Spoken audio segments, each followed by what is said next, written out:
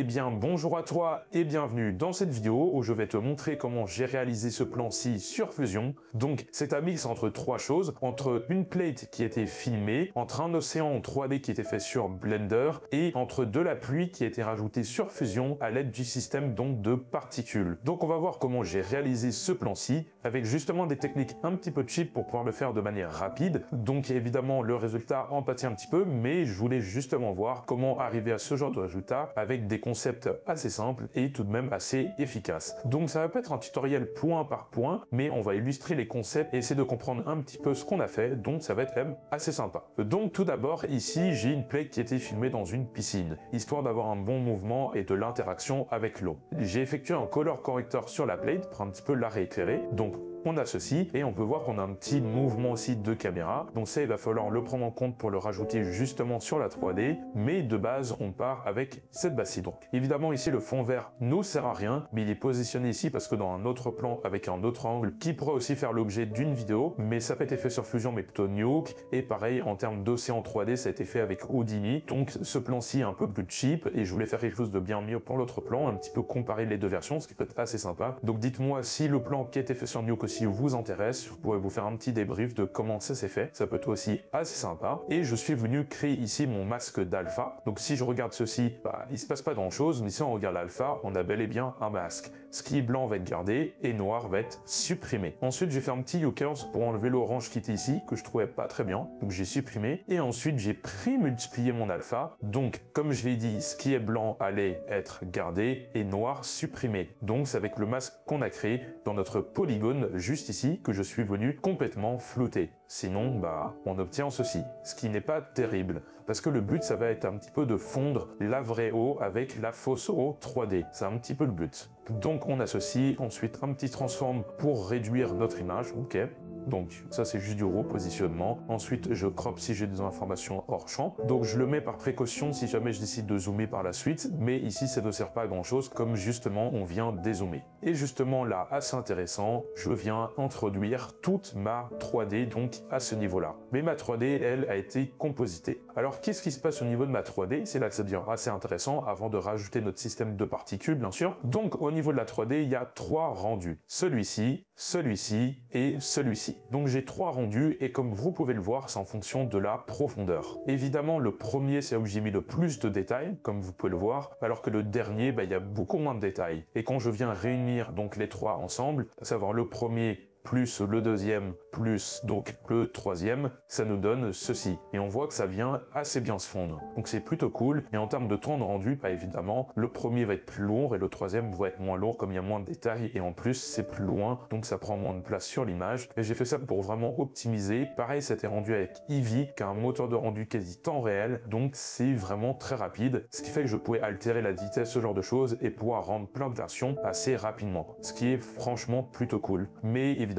ça sera aussi réaliste qu'avec un moteur de rendu comme Cycles ou bien sur Houdini avec Mantra, Karma, ce genre de choses. Bien évidemment, quand c'est rapide, ça peut pas être autant qualitatif, mais justement, j'avais un petit peu envie de booster ça au compositing et voir jusqu'à où on pouvait aller. Ensuite, je suis venu diviser mon alpha. Si ça sert à rien, mais de base, c'était pas complètement rempli. Donc pour ceux qui connaissent les règles de prémultiplication et division d'alpha, vous voyez de quoi je parle. J'ai fait un petit peu de color correction, bien sûr. Et ensuite, j'ai fait quand même des choses assez intéressantes. Je suis venu rajouter une lumière qui vient de la droite. Vous voyez, on passe de ça à ça. Et là, ça donne vraiment du volume. Mais comment j'ai fait ça et pourquoi j'ai fait ça? En fait, ici au tournage, alors on le voit pas bien, mais on a une lumière qui vient de par ici à peu près. Donc j'ai refait la même lumière sur l'océan. Donc ici, je suis venu la rajouter. Vous voyez, entre ça et ça. Et pour pas que ça fasse bizarre et que je m'amuse à faire des rotos un petit peu bizarres, en fait, vous voyez que ça épouse la forme donc de l'océan, les patterns. Et pour ça, il y a une passe qui peut être très pratique, c'est la passe de normale. Donc ici, j'ai ma passe de normale et je suis venu récupérer une direction parce qu'une normale, en fait, c'est juste une direction. Donc on peut avoir les normales X, Y ou Z, ça va être la direction de votre face. Et en l'occurrence, ici, c'est la face en rouge qui m'intéressait. Sauf que, il y a plusieurs choses qui me plaisaient pas. Par exemple, ici, la transition, je la trouvais pas assez smooth. Que c'était un petit peu dur, donc ce que je suis venu faire, c'est ici, dans mon alpha qui est complètement dur, je suis venu érode vers l'intérieur, complètement blurré, et réinsérer ça en tant qu'alpha. Donc maintenant, on a ça en tant qu'alpha, on le multiplie, et donc ça nous donne ça. Ok. Ensuite, ici, qu'est-ce que je suis venu faire? C'est rajouter, pareil, l'arrière-plan. Donc, en fait, c'est 3 rendus séparés. Donc, on a 3 normales séparées. Et ça peut être assez pratique. Donc, en fait, on va voir les normales, donc, qui correspondent bien évidemment à tous nos océans qui sont juste ici. Comme on a 3 rendus séparés, c'est aussi un avantage. Et en fait, avoir 3 rendus séparés, dans ce cas-ci, c'est pratique. Au lieu d'utiliser une map de profondeur, j'ai pu juste mettre plus ou moins d'intensité sur certains océans. Par exemple, celui qui est derrière sera beaucoup moins intensif que celui qui est devant, parce que si la lumière est devant, derrière, logiquement, on n'aura pas trop de lumière. Donc si on regarde ici, on peut voir que là, on en a devant, alors que derrière, on en a quasiment pas. Donc c'est dû à ça. Alors ici, je fais un petit color corrector pour très largement le baisser, je le rajoute, et ensuite je fais pareil pour mon arrière-plan. Je viens mais vraiment très légèrement le rajouter. Donc je viens le baisser ici à mon color corrector. Vous voyez que mon gain a 0,4, mais si je le désactive, il a 1. Ici, je viens donc baisser son intensité naturellement. Donc on a ça. Et maintenant, dans mon channel booleans, je vais lui dire donc de prendre le red dans l'alpha, à savoir le rouge, où je veux que ça devienne mon masque. Donc naturellement, si je regarde l'alpha, on obtient ceci, à savoir en fait le rouge qui bascule donc dans l'alpha. Vous voyez que mon alpha, ça correspond à la couche rouge, parce que dans l'alpha, je viens ici naturellement récupérer le rouge, et donc ici, je viens rééclairer. Donc là, je joue juste avec mes courbes en mettant plus ou moins de vert, de rouge et de bleu. Donc évidemment, il y a un peu plus de rouge parce que c'est un éclairage orange, et donc avant, après, ça nous donne ça. Donc en fait, ça me sert de masque, alors j'aurais pu faire n'importe quoi. Ici, j'ai un color corrector, et donc ici, naturellement, si je mets ça en entrée masque, je peux venir recoloriser une zone. Donc si je regarde, vous voyez, là, je peux recoloriser, donc là où c'était dans mon masque. Ce qui peut être assez pratique pour refaire un petit lighting. Donc moi, je réactive ceci, et on va passer à la suite. Ensuite, pareil ici, je réutilise les maps de normal pour venir un petit peu changer mon lighting. Donc voilà, rien de spécifique par rapport à ça. Et là, ça devient un petit peu plus intéressant. Là, je viens créer ma map de profondeur. Comment j'ai fait ça? C'est un peu le même principe. En 3D, j'ai exporté avec Blender, donc ma map de profondeur. Qu'on peut appeler la def map, la Z, etc., etc. Donc c'est ceci. Alors quand on regarde, c'est tout blanc, mais en réalité, c'est pas tout blanc. Alors si je clique ici, on peut un petit peu voir. Donc il faut énormément baisser le gain pour voir la profondeur qui se fait, parce que ce sont des valeurs vraiment très élevées. Si je mets ma souris ici, on a 62, mais si je mets par exemple un color corrector, alors peut-être ça sera trop léger pour voir, mais peut-être qu'on peut voir que je baisse mon gain vraiment très bas. Vous voyez que là, vers 0,09, on commence à voir des choses, et donc vous voyez que ça me crée un masque dans la profondeur, et on va se servir de ces informations à travers les différents rendus d'océan pour venir assembler ça. Là, je viens tout baisser, ok. Donc là, vous voyez qu'on crée donc une map de profondeur. Donc ensuite, je mets un color corrector vraiment très bas, vous voyez à 0,1, et donc on voit les différentes couches en fonction donc de la profondeur. Plus c'est noir, plus c'est devant, et plus c'est blanc ici, plus ça va être derrière. Et donc pour créer un brouillard atmosphérique, ça va être super pratique. Donc ensuite, je vais juste réajuster un petit peu, faire un blur. Pareil ici, je viens réajuster un petit peu les choses. Donc ça va être pour autre chose. Mais donc, si je viens rajouter ceci par-dessus, ok, donc je le mets en mode screen, et évidemment, si on sera plus blanchâtre que devant, étant donné que si on regarde ceci, vous voyez que là on est plutôt noir, et là on est plutôt blanc. Donc quand je rajoute dessus, on vient un petit peu recréer un brouillard atmosphérique avec cette technique. Donc avant-après, c'est quand même assez sympa. Ensuite, un petit color curves, parce que je voulais que ça soit un petit peu plus vert ici, ok, dans le fond, bon, pourquoi pas. Ensuite, je multiplie mon alpha, donc ça c'était avant quand mon océan n'était pas complètement rempli, mais ici, aucune utilité. Un def blur, donc là, pareil, on va se servir de la map de profondeur et dire ce qui est devant n'est pas flou, ou alors là où il y a mon personnage, ça va être beaucoup moins flou, et derrière, ça va être un peu plus flou. Voilà, donc ça, je suis venu le matcher au plan d'origine pour matcher en termes de flou. Parce que si on regarde ici mon plan d'origine, on voit que je suis pas complètement net sur le personnage, vous voyez qu'il est complètement flou. Donc je suis venu un petit peu matcher pour avoir le même résultat. Ensuite, par ici, un petit transform, je viens rajouter le tracker, pour avoir le même mouvement que le plan. Donc je suis venu traquer le plan, et donc naturellement ici on va appliquer le même mouvement qu'au plan pour qu'on pense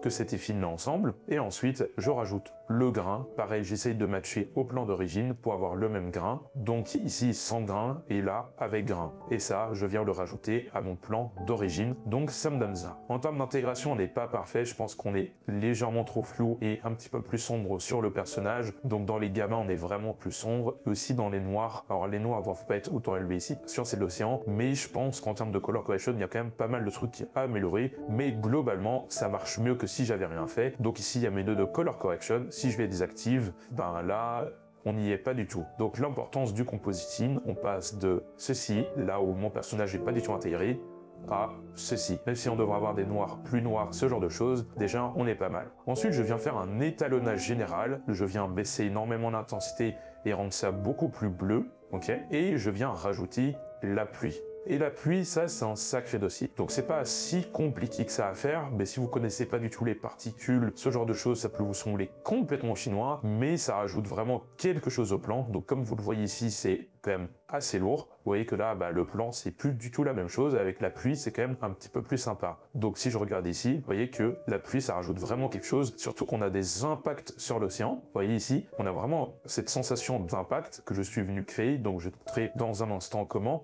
Avec là, ça tombe bien sur l'océan. Et pour ça, je me suis servi complètement du système de particules, donc de fusion, qui est super bien. Donc, dans un premier temps, je me suis servi des maps de normal, comme ceci. Donc, je les ai réunis ensemble et je m'en suis servi en tant que displace. Alors, je n'ai pas besoin de les mettre en noir et blanc. En fait, Fusion va le faire automatiquement sur une plaque 3D, ce qui fait que ça comprend un petit peu les reliefs de l'océan. Ok, donc celui-ci, une plaque ici, hop, que j'ai mis comme ceci, voilà. Donc l'affichage ici, pas terrible, mais vous allez comprendre pourquoi c'est utile. Ensuite, ici, on a un P émetteur, un P direction, un P bounce, un P spawn et un P render. Donc chaque chose a son utilité. L'émetteur, c'est pour donc émettre des particules. La direction, pour émettre la direction de nos particules. Le bounce, ça va être pour faire rebondir nos particules. Donc tu vas voir qu'elles vont rebondir sur la surface. Et ensuite, on a aussi le P spawn qui peut être super pratique. Donc tout ça, c'est vu dans la formation sur Fusion. Tout ce plan est traité de A à Z dans les exercices de la formation sur Fusion. Donc si ça t'intéresse, surtout n'hésite pas, lien en description. Donc si je fais play, on obtient ce genre de choses. Alors ici, c'est pas tant lourd que ça va encore, parce qu'on est encore dans l'affichage 3D, mais tu peux voir qu'on a de la pluie qui tombe et qu'on a des rebonds au sol. Donc c'est quand même assez sympa en termes de résultats. Surtout sur un océan, ça doit pas mal rebondir, on doit avoir vraiment cette sensation. Alors il y a d'autres choses qui pourraient être sympas à faire. Ça doit faire une sorte de cercle qui s'écarte sur l'océan à l'impact, ce genre de choses. On pourrait aller encore plus loin, c'est vrai. Mais là, on essaie de faire l'économie. Tu as un système de particules dans le logiciel de compositing, ce qui est quand même plutôt rare, vraiment, faire ça dans le logiciel de 3D, mais vous voyez que quand même le résultat est assez sympa. On a vraiment cette sensation de pluie et on a vraiment aussi la sensation qu'elle tombe et qu'il y a des vrais impacts. Et tout ça, qu'est-ce que ça donne une fois rendu? Ici j'ai un renderer, donc on obtient ça. Voilà, ça paraît assez rough quand même. Quand on regarde le résultat, ça paraît quand même assez grossier, mais ça marche super bien. On a les impacts de la pluie. Ensuite, de la color correction, bien sûr, pour réduire un petit peu l'intensité. Donc là, c'est quand même bien mieux. Et vous voyez qu'en termes de direction, on comprend un petit peu l'océan. Vous voyez qu'ici, on arrive à comprendre l'océan et que ça tombe sur l'océan. En termes de perspective, on est quand même pas mal. Ensuite ici un défocus pour tout flouter, voilà, pour matcher un petit peu au focus donc de la caméra. Il y a un vector motion, ce qui est quand même pas du tout de motion blur, donc ça peut rendre les choses quand même assez lourdes. C'est ça qui alourdit énormément la pluie et donc on rajoute du flou de mouvement comme son nom l'indique, vector motion. Donc grâce au vecteur, il arrive donc à imiter un flou de mouvement, donc on obtient un résultat final ceci, et bien sûr tout ça vient se greffer à mon compositing, donc on rajoute ça par-dessus, et en termes de résultat final, on obtient ça. Donc j'espère en tout cas que cette vidéo t'aura plu, que t'auras appris pas mal de choses, que je t'aurai sensibilisé à pas mal de concepts. Si ça t'intéresse, surtout n'hésite pas à aller voir la formation faite sur Fusion, où on va justement refaire ce plan pas à pas de A à Z. Il y a des choses assez sympas et on va faire plein d'autres choses, comme un fond vert Superman. Enfin vraiment, on va voir tout le logiciel de A à Z et ce qu'il est possible de faire. Donc si ça t'intéresse, il y a un en description. Et si tu as la moindre question, surtout n'hésite pas. Et sur ce, je te dis à la prochaine.